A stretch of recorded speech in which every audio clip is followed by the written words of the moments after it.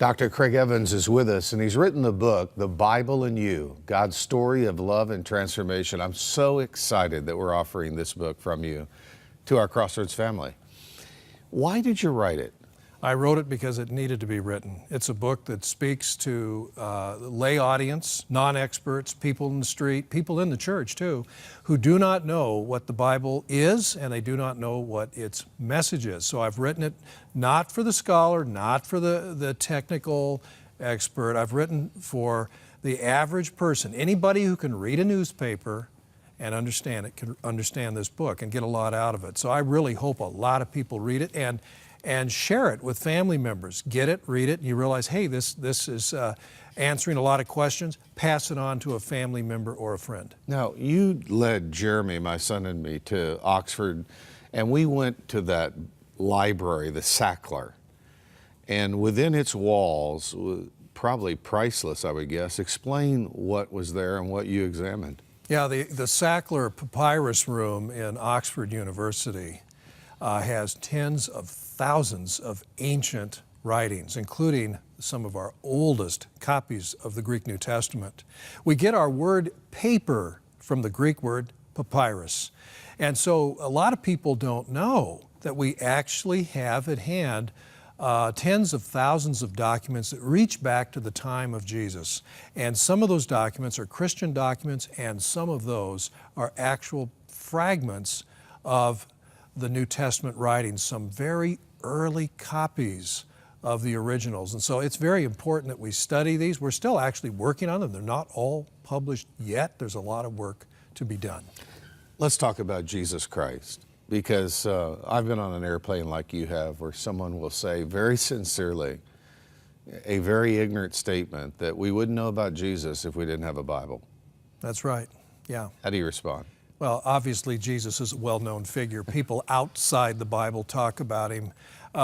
Jesus' earliest followers, of course, talked about him and proclaimed him, and the New Testament wasn't even written yet. But you have Roman historians and writers at the beginning of the 2nd century. They talk about him. They know who he is. Josephus, who was born a year or two after Jesus was crucified. Josephus knows about Pontius Pilate, the Roman governor, knows about Jesus being sent to the cross by order of this man. He knows about them. He knows about Jesus' early followers. He knows why they're called Christians. It's because Jesus was known as the Christ, the Greek word for Messiah or anointed one. So this stuff is known, and the idea that only the New Testament, knows of Jesus, and apart from that, nobody's ever heard of him, that is really quite silly. Let me give you another question that's been asked. Matthew 5, we have the Sermon on the Mount, and it looks very much like a transcription. And yet we know there were no tape recorders or no filming. How did that sermon and other sermons that we see in the book of Acts, how were they preserved so that we could read them today? Well, what we don't know today, we moderns who have very weak memories, we don't realize how in the ancient world people had very good memories. They had to. They didn't scribble down everything. They didn't have tape recorders, as you just said. And Jesus had disciples. The word disciple means learner. Mm-hmm. And one of the first things they did, if you're going to be a learner, a disciple of somebody, is memorize that person's teaching. So it's no surprise at all that Jesus' teaching, which by the way is not huge, his teaching, when you add it all up in the Gospels, it is a manageable amount. Jesus was concise, he was succinct, and what he said was very memorable. He was an excellent teacher, and he picked out people who he could trust to hear what he said, learn it, understand it, and know how to teach others. So I'm not surprised at all that we have the Sermon on the Mount and other discourses in the Gospels, and nobody had a tape recorder. It would surprise me today if somebody could hear something and remember it all, but not in antiquity. That's how they were taught. That's what discipleship was all about. And Jesus also gave his disciples the freedom. In fact, he expected them to know how to take his teaching and adapt it to new situations, because Jesus' following, what became the church, didn't just stay right there in Jerusalem or stay right there in Israel. It went out to outside lands and to the Gentile world, and they had to say, well, Jesus' teaching relates this way to these kinds of questions. And so that's why we have 4 Gospels. Dr. Luke is taking Jesus' teaching and he's shaping it so that it speaks well for a Gentile to understand who doesn't know very much about the Jewish people. And Matthew, though, is very concerned about the synagogue, people who do understand Judaism very well. They are Jewish and they want to know, well, is Jesus really Israel's Messiah? Is he really the Son of God? Does he really fulfill the law? We need to have that explained to us, and Matthew does a beautiful job of it. And so the gospel writers, I think, reflect very well the kind of teaching Jesus imparted to them. Don't just memorize my words, Jesus is telling them, but understand them and know how to apply them in a variety of contexts when you go out and you preach. Now, the Bible and You, the book you've written, really takes these tough topics, but it's so translatable. I love your writing style.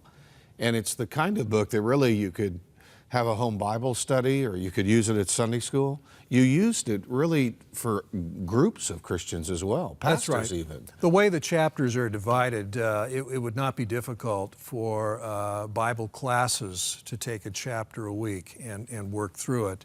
There'd be more than enough to go through an entire, you might say, semester or term and do that topic by topic. There are also some photographs so that when I'm talking about important archaeological discoveries, you don't have to look them up or guess what they are. They're actually right there in the book. Now, we've all been impacted by Mark Burnett's huge epic, The Bible. You were the script, looking at the script for accuracy. Explain that. Yeah, that's right. It was a privilege, and of course it turned out to be quite a job too. But for a couple of years, I worked with Lightworkers Media, Mark Burnett and his wife Roma Downey, in looking at the script, helping, answering questions. They'd say, well, how do we understand this, or what does this mean, or how do we get from this point to that point? Because they were very committed to being very faithful and accurate to what the Bible actually says. And yet at the same time, they had to be practical. The miniseries is only 10 hours. And if you told the whole story of the Bible, it'd take 100 hours or more. Right. So they had to leave some things out. They had to make some creative connections to keep the story flowing. And so I consulted with them, and they would ask me questions. And I'd say, well, here's an idea. You might do it this way.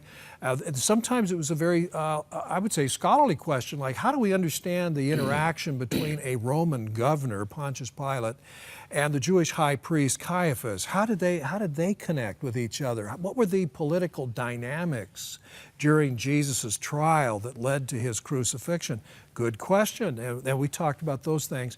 And I was very impressed later to learn that Mark Burnett himself read the dozens of emails that I had sent to Lightworkers Media and the dozens of answers and discussions and suggestions that had gone back and forth. And in talking to him at a screening in New York recently, I realized this guy's amazing. He's read all of these emails. He's a busy guy. He's got these hugely successful programs. Everybody's heard about them, Survivor, The Voice, and so on. And yet he was taking time to carefully read all of this correspondence. And I really gained respect for him and for Roma. I realized these people are serious.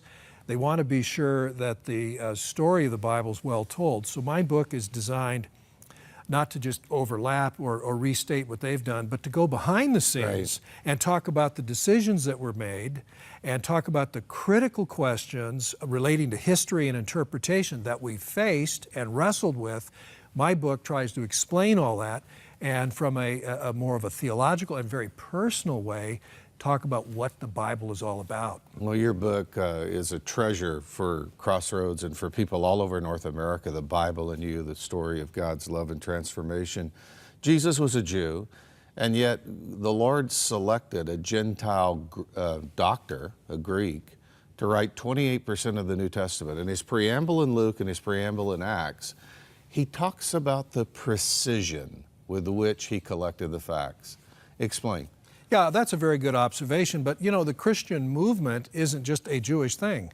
I think, in a way, it foreshadowed how Jesus' movement would reach out from Israel, reach out to the Gentile world. And I think it's providential that, as you said, about 1/4 of the New Testament the Gospel of Luke and the book of Acts. About 1/4 of it was written by a man who was himself a Gentile. He understood Judaism. He probably attended the synagogue. He was discipled by Jesus's Jewish followers, but he knew the language of the Gentiles.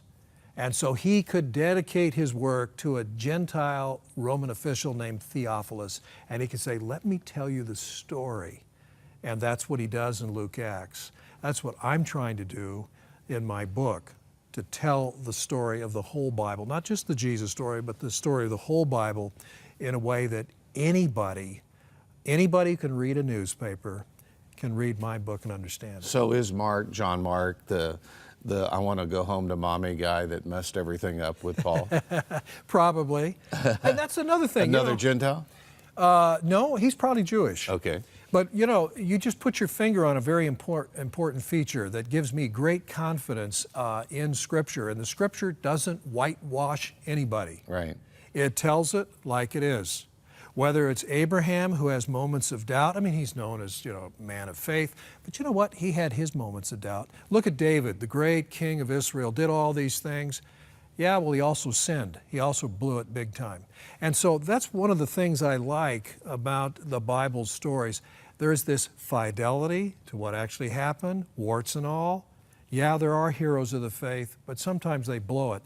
And what does that tell us? We can blow it, but God in His mercy He can put things together, pull us out of the mess, and get us going in the right direction. Just a few moments. God breathed, 2 Timothy 3:16, all Scripture is what? What's the Greek word? What does it mean? Yeah, the Greek word theopneustos.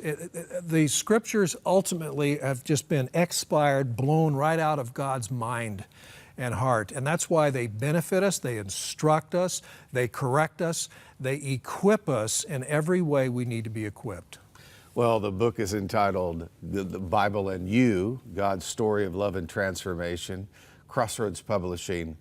What a tool this book is. And I want to encourage everybody to get it, share it with your friends.